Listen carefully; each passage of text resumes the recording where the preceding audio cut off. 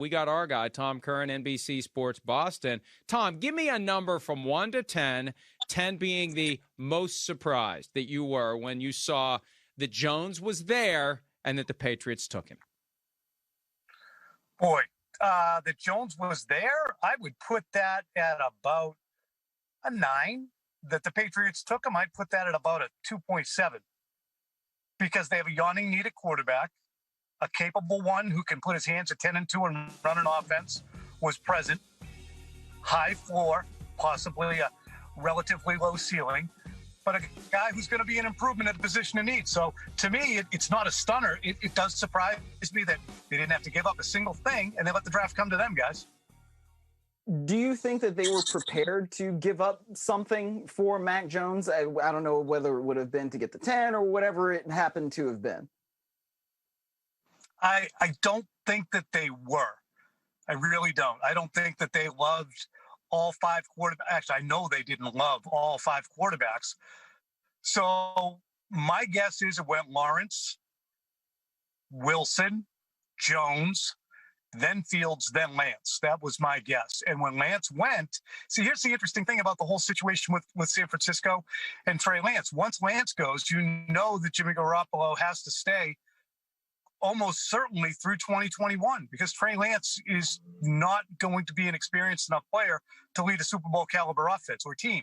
So you have to keep Garoppolo. So now he's eliminated as a Patriots opportunity to fall from the quarterback tree, and you kind of have your hands tied. If you don't go with Mac Jones, you're quite likely going into the season with Cam Newton and Jarrett Stidham and a lesser player. So we got some tuners around here. Sorry. Would they have brought Garoppolo back? Yeah, I heard that. Would they have brought Garoppolo back? I'm thinking about my next question, though. Would they have brought him back? Because Jermaine Wiggins had the comment from a few weeks ago on WEEI that there's some guys on the team that looked at him funny because he can't stay healthy, and we saw in San Francisco he can't stay healthy. Would they have brought him back, and what price would they have paid below the $25 million he was due to make this year? They would 100% have brought him back. Absolutely. I don't know who would be looking askance at him any more than we do. I still think that he's got a demonstrable level of play that he has when he is healthy that you can say that's workable. That's between 7 and 14 on the quarterback scale in the NFL. That's where I would put him. And that's probably what Mac Jones will be at best. But to me, they probably would have had to get, I would say, almost a half the salary buyback, Mike, wouldn't they? Because Bill Belichick's not going to spend 15% of the cap on Jimmy Garoppolo oft injured and Cam Newton not the world's greatest thrower and say this is something I like doing. I just don't think that would have happened.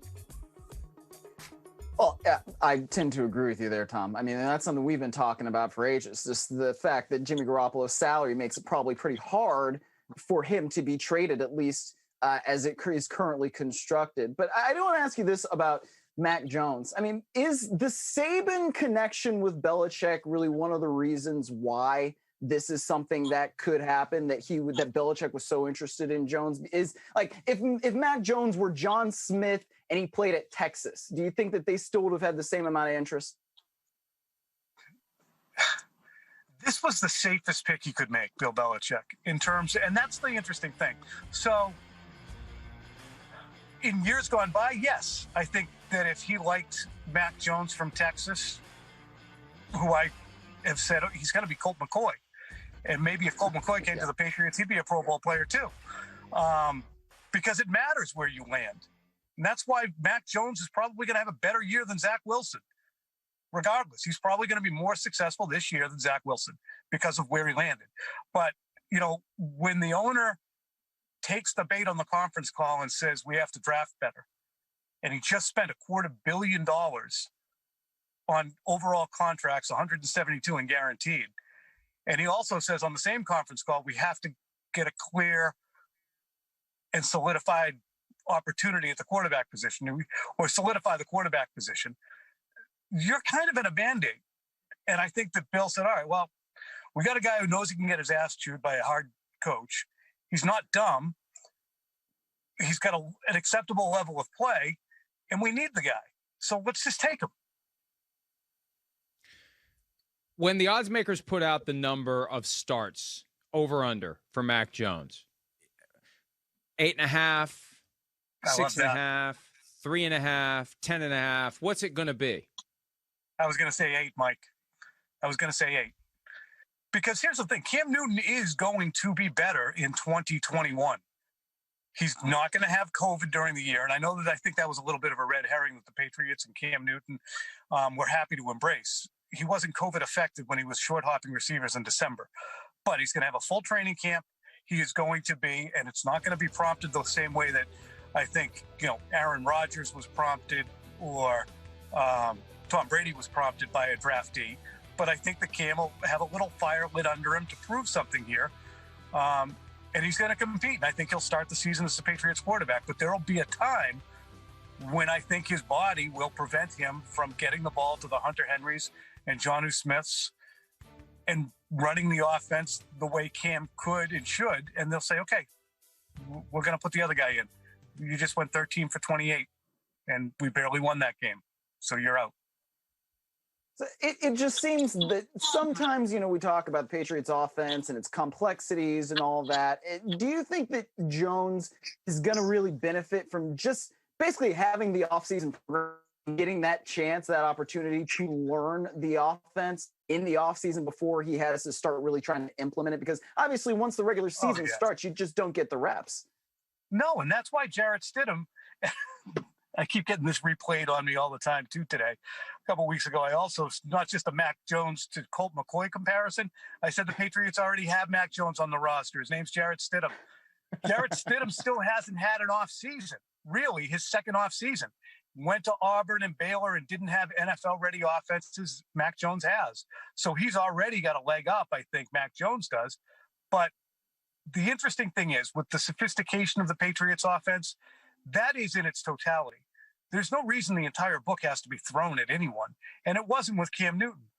And there were sections of the book that were put to the front because it was Cam. And there were sections that were put in the back because it wasn't Jimmy and it wasn't Tom Brady. So we'll see which part of the book they're working off of. But it's going to be really interesting to see. It's a great question, Miles. How do you have two very different style quarterbacks show their best in July, August, and September to make the decision as to who's going to run this team that they spent so much money on and should be able to, Mike, right? Contend, not just in their division, but in the AFC. Where do they go from here in the draft? Corner, offensive tackle, wide receiver. Those are the places I think need addressing.